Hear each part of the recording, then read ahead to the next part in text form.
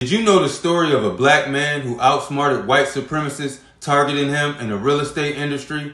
His name was Philip Paxton, and he was one of the most influential real estate entrepreneurs in the world. He was also known as the Godfather of Harlem due to his investment in and dedication to the Harlem district of New York City.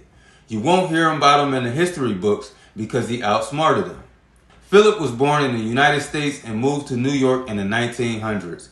He struggled to survive working as a barber, a handyman, and finally as a janitor in a real estate office. That's where he became involved in real estate. He set out to make a name for himself by taking advantage of the loopholes in the New York's real estate laws, buying properties in areas like Harlem and the Bronx.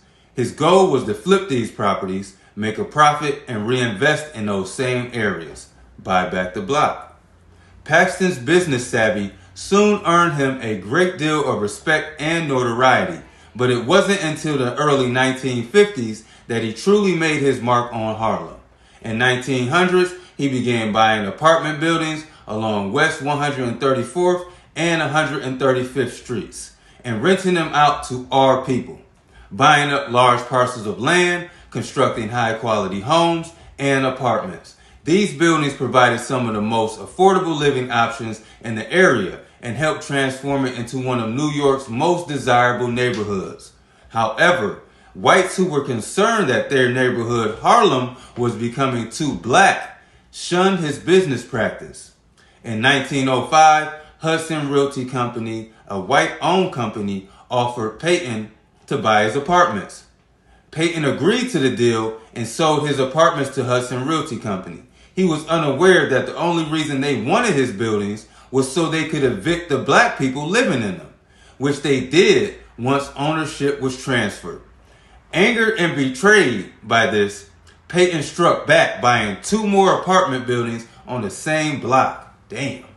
He evicted all the white tenants who were living in them and moved in all of the black tenants that Hudson Realty had evicted, which each apartment building the Hudson Realty bought and evicted black tenants from, Payton did the same thing, only evicting white tenants from the buildings he bought.